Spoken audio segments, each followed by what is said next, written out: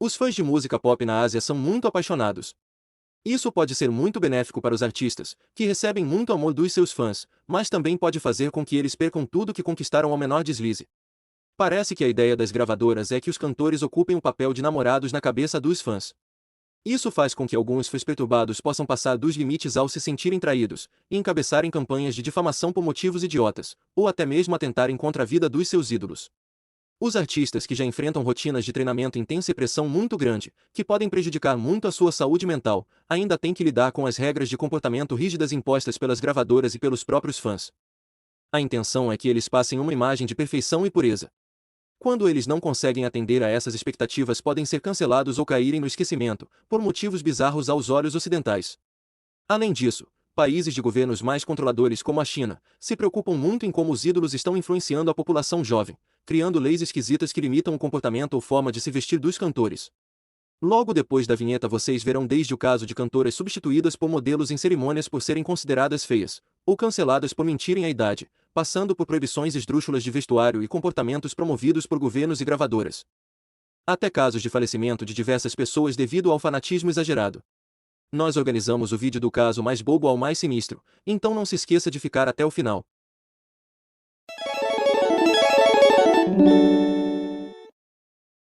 Lin Miaoqing encantou o mundo ao se apresentar cantando a música Ode à Pátria, na abertura das Olimpíadas de Pequim, em 2008. O problema é que depois foi descoberto que a menina apenas estava dublando a voz de outra garotinha. Em uma entrevista à rádio de Pequim, o diretor musical do espetáculo, Shang Qigan, disse que os organizadores precisavam de uma menina que tivesse uma voz bonita e também uma boa aparência ao mesmo tempo. Depois de vários testes feitos, a produção teria decidido colocar Lin Miaoqing, de 9 anos, dublando Yanpei, de 7, já que segundo ele a menina era gordinha e tinha os dentes tortos. Ele ainda completou que essa foi a melhor forma que encontraram de colocar os interesses do país em primeiro lugar e mostrar a melhor imagem possível da China para o mundo.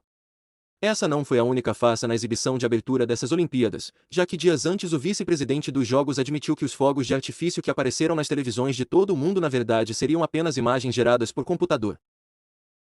No fim de 2021, a China decidiu regular as vestimentas, uso de acessórios e tatuagens por cantores no país, principalmente os sul-coreanos, no que eles chamaram de um esforço para barrar a estética afeminada, vulgar, imoral, e outros comportamentos anormais em homens. O governo pediu que os programas de televisão promovam uma atmosfera patriótica, o socialismo, e o que chamou de homens másculos, criticando celebridades masculinas que usam muita maquiagem. Com isso, competições de talentos que emulavam o estilo do K-pop foram banidos, de forma que alguns programas foram cancelados antes de terem os episódios finais exibidos na televisão, gerando revolta por parte dos fãs. Desde 2019 o governo chinês já pedia que emissoras de TV borrassem brincos e tatuagens dos artistas masculinos. Cabelos longos presos em rabos de cavalo também foram proibidos. Para as autoridades, a maioria dos artistas famosos são antirrevolucionários, pois alimentam a ilusão de um estilo de vida burguês. Além de censurar a aparência, o governo denuncia os salários elevados dos artistas, supostamente não compatíveis com os ideais socialistas. Algumas atrizes famosas já chegaram a desaparecer e ressurgir com pedidos de desculpas pela ostentação, sendo obrigadas a pagar multas milionárias para evitar a prisão. O Produce 101 foi um programa de televisão sul-coreano onde 101 jovens, contratadas pelas maiores agências de talentos do país, competiam a fim de participar do grupo de 11 integrantes que seria formado através de votação popular no final do programa. O programa fez muito sucesso e o formato chegou a ser exportado para outros países da Ásia.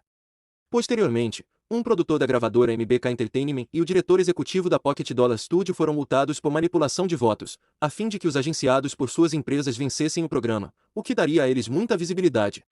Eles foram acusados de comprar 10 mil contas falsas entre março e abril de 2016. Quase 90 mil votos ilegais teriam sido registrados para as representantes das empresas durante o período. Mas não eram só as agências que manipulavam os resultados. Em 2020 a justiça coreana divulgou após investigações uma lista de participantes eliminadas injustamente da competição a mando da emissora. A justiça alegou que os participantes deveriam receber uma compensação. Após todas as polêmicas o programa acabou saindo do ar. O grupo feminino coreano Baby Vox foi formado em 1997 e fez muito sucesso. Em 1998, ele ganhou uma integrante chamada Lee Gai. Essa participante sempre chamou certa atenção por sempre utilizar óculos, como se estivesse tentando esconder parte do rosto, o que destoava bastante das outras integrantes. Após insistência dos fãs, a cantora acabou abandonando os óculos, mas isso só chamou mais atenção. Todos passaram a notar que ela parecia muito mais velha que as outras integrantes, ganhando o apelido de tia. Tudo começou a desmoronar para ela quando alguns fãs chamaram atenção para a semelhança de Lee Guy com uma outra cantora do final dos anos 80. Na verdade, Lee Guy se chamava Hae-young. E tinha 30 anos na época da estreia do grupo, 10 a mais do que dizia ter e muito mais do que as outras integrantes. Ela era ex-membro do grupo Setorai, que chegou a se apresentar na abertura das Olimpíadas de Seul de 1988. Além disso, após o fim do Setorai ela já havia mudado de nome para Lee Jisoo e tido uma rápida passagem por outro grupo, antes de tentar uma carreira solo fracassada. Após ser descoberta, Hae-young contou que precisava continuar trabalhando para pagar o tratamento do seu pai, cuja doença não foi revelada, mas que com a idade que estava, seria praticamente impossível, então decidiu mentir. Especula-se que os produtores já sabiam sobre a real idade dela. Mas após a polêmica resolveram jogar a culpa inteiramente na cantora. Ela acabou sendo expulsa do Baby Vox e praticamente banida da indústria musical coreana. A última notícia que se tem da cantora é de 2017, quando ela trabalhava em um bar. A cantora Minami Minegishi era membro do grupo japonês AKB48 quando foi flagrada por fotógrafos entrando à noite no apartamento de um dançarino e só saindo de lá durante o dia. No grupo as integrantes não podem ter relacionamentos amorosos, a fim de passar uma imagem de pureza. Após o ocorrido ela postou um vídeo no seu canal do YouTube com a cabeça raspada, afirmando que aquilo era um autocastigo, e pedindo perdão às outras integrantes, à sua família e aos funcionários da produtora. A jovem acabou sendo readmitida no grupo tempos depois, onde ficou até o ano de 2021. Outra garota que era membro do AKB48 era Mayu Tomita. Já em carreira solo, Mayu passou a ser perseguida por um fã nas redes sociais. Ele também enviava presentes estranhos para a cantora. Ela já havia informado a polícia sobre esses acontecimentos, mas acabou sendo ignorada.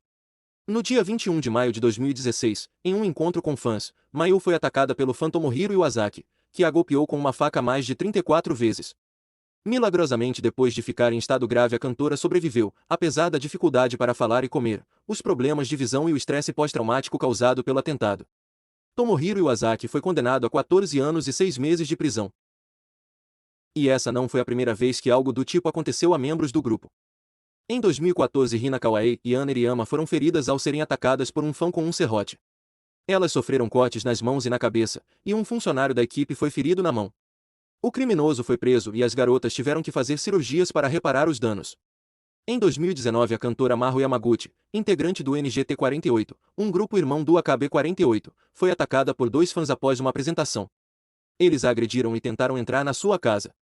Ela conseguiu escapar sem maiores danos, mas o caso gerou revolta pelos agressores terem sido liberados, pelo endereço ter sido supostamente revelado por outras integrantes do grupo, e pela cantora ser obrigada a pedir desculpas por gerar o que foi chamado de comoção desnecessária. Ainda no mesmo ano, a cantora Ena Matsuoka das Tenshitsuki no Ken Yumi foi atacada por Hibiki Sato, de 26 anos. No seu interrogatório, Sato revelou que para conseguir encontrar a idol, ele conseguiu identificar a estação que ela utiliza ao analisar uma selfie dela e ver o reflexo em seus olhos. Ele confirmou a localização do local através do Google Maps e decidiu esperar na estação por ela, onde depois a perseguiu até casa. Sato chegou até mesmo a descobrir através de vídeos o andar em que Matsuoka morava com base nas janelas e no ângulo da luz do sol nos seus olhos. Ela tinha acabado de chegar à porta quando Sato se aproximou dela por trás, cobrindo a boca com um pedaço de pano. Ele arrastou-a para um canto escuro e abusou dela, ferindo seu rosto na luta. Yutaka Ozaki foi um músico muito influente na história do Japão. Em uma época cheia de cantores superproduzidos, onde cada atitude do artista era planejada pela gravadora, ele mostrou uma postura mais autêntica e agressiva no palco, chegando a figurar na 23ª posição no ranking de maiores artistas do Japão de todos os tempos. Em abril de 1992, Ozaki foi encontrado bêbado e sem roupa no chão da rua, a apenas 500 metros da sua casa, coberto de contusões e arranhões, como se tivesse sido espancado. Uma ambulância foi chamada, mas ao chegar no hospital, Ozaki insistiu que não queria ser hospitalizado, e os médicos foram obrigados a chamar sua esposa para buscá-lo.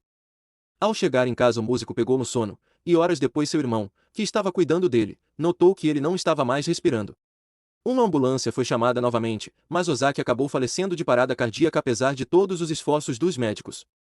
Ozaki faleceu com apenas 26 anos de idade de parada cardíaca causada por um edema pulmonar. Metanfetamina e álcool foram encontrados no seu sangue após o exame toxicológico.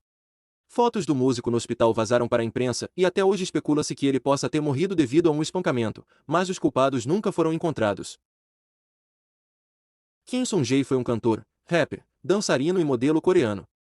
Em 1995, apenas um dia depois da sua estreia em carreira solo, essa apresentação que você está vendo na tela, ele foi encontrado pelo seu empresário sem vida no seu quarto de hotel. Após uma autópsia foram encontradas 28 marcas de seringa no seu braço direito, sugerindo uma overdose. O problema é que a substância encontrada no sangue do cantor foi um anestésico usado em animais. Além disso, o músico era destro, o que faria que, caso ele fosse aplicar alguma substância em si mesmo, ele aplicaria no braço esquerdo. Os familiares negaram a possibilidade de suicídio, já que Kim estava muito feliz por finalmente ter começado uma carreira solo. Foi aí que começaram as suspeitas de homicídio. Os dançarinos e empresário que estavam no mesmo quarto pouco antes do ocorrido afirmaram que foram dormir e deixaram Kim sozinho com a namorada, uma estudante de medicina, o que a tornava a principal suspeita. Além disso, ela teria sido vista por testemunhas comprando anestésico animal em uma farmácia. Estranhamente, a namorada de Kim, que poderia pegar até prisão perpétua, foi absolvida no julgamento. Ela era de uma família muito poderosa, dona de uma rede de farmácias, com contatos com vários políticos. O mistério da morte de Kim permanece sem solução até hoje. Hoje a antiga namorada de Kim mudou de nome, fez diversas cirurgias no rosto para mudar a aparência. É casada, rica e trabalha como dentista. Ela continua entrando com processos na justiça para impedir que a história seja investigada por programas de televisão, sempre barrando a sua exibição. Yukiko Okada foi uma cantora, pianista, atriz e modelo japonesa. Se tornou conhecida nacionalmente em 1983, quando venceu um programa de talentos da TV, na Nippon Television. No ano de 1986 ela alcançou a primeira posição nas paradas semanais, além de atuar em uma famosa novela. Em 8 de abril de 1986 Okada tentou suicídio em sua casa, cortando os pulsos em seu apartamento, além disso havia um forte cheiro de gás. O gerente de Okada chegou a tempo e levou-a para o hospital, onde seus ferimentos foram tratados, e depois para um prédio da agência de talentos. Enquanto a equipe estava discutindo como evitar um escândalo na mídia, Okada correu até as escadas, tirou os sapatos e pulou do prédio de 7 andares, resultando em morte instantânea. O motivo de Okada ter cometido suicídio ainda é desconhecido, embora tenha sido especulado que Okada tinha um amor não correspondido por Toru Minegishi, devido a uma frase, "Eu pensei em alguém", que Okada tinha falado ao seu gerente quando tentou cometer o suicídio pela primeira vez, além de notas escritas por Okada descrevendo seu desejo de estar com Minegishi. Algumas dessas notas terminaram com, "Eu queria vê-lo novamente, e meu coração não tem para onde ir". Seu suicídio causou comoção nacional, resultando em cerca de 40 suicídios por imitação, o que recebeu o nome de Síndrome de Yukiko. Quando as notícias do suicídio se espalharam, centenas de fãs foram para o prédio de Tóquio, que abriga os escritórios da Sun Music. Alguns fãs de Okada caíram em lágrimas nos vestígios de sangue, que pareciam permanecer apesar da lavagem. Dezenas de fãs continuavam a comparecer todos os dias para prestar homenagem em um altar budista improvisado, próximo ao edifício. A primeira morte registrada foi da estudante coreana de 16 anos, que pulou para a morte do 13º andar de um prédio de apartamentos, depois de dizer à irmã mais nova, "Eu quero me tornar como Yukiko Okada". A mãe dela não tinha ideia do porquê de sua filha ter se matado. A última morte registrada foi de Masahiro Majima, de 21 anos, que tinha fotos de Okada no bolso quando pulou do mesmo prédio que a cantora havia se jogado. Majima caiu no altar improvisado construído para Okada.